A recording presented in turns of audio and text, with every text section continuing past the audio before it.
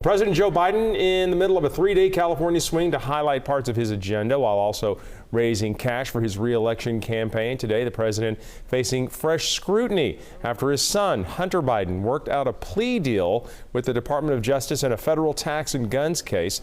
Hunter Biden has been the subject of a 5-year probe by the FBI, the IRS, and federal prosecutors. So the Justice Department says he failed to pay taxes in a timely manner for the years 2017 and 2018. He owed at least $100,000 in both of those years.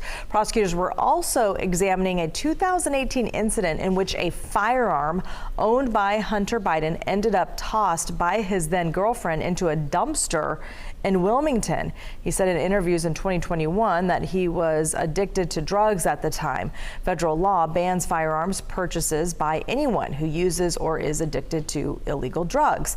The gun possession charge is expected to be dismissed if he meets certain conditions. Hunter Biden's lawyer says the 5-year investigation into Hunter is resolved, but Republicans in Congress say they're still looking into him. KC Area 3 Capitol correspondent Ashley Zavala joins us right now. So Ashley, did the president have anything to say about any of this while he was in San Francisco? The president was peppered with questions about this today, and these are questions that he's expected to continue facing on the campaign trail. The president right now is actually wrapping up a fundraiser in the Bay Area before he heads to another one tonight. Now, the president spent part of the afternoon in San Francisco meeting with artificial intelligence experts. After a few minutes of introductions, the president asked reporters to leave the room so the discussion could begin. That's when reporters began repeatedly asking the president about his son and the plea deal. Take a listen. Thank you for coming in.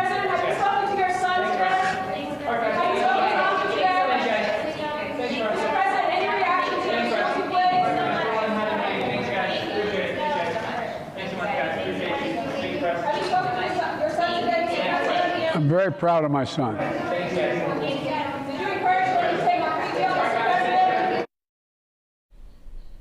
Now, in that video, you may have noticed he was sitting next to Governor Gavin Newsom. The governor will be alongside the president tonight, too, for the campaign events. Now, Newsom told the Associated Press that Hunter changes nothing in his support for the president in this reelection. You know, the governor has really been a bulldog for the president, defending him in this reelection effort. All right, let's talk a little bit about how the Republicans are responding to all this. Yeah, well, former President Donald Trump, who we also know is running as a Republican candidate in this election, likened it to a traffic ticket and said the system is broken. Republican presidential candidate Ron DeSantis' campaign is fundraising off of the news, calling it a sweetheart deal.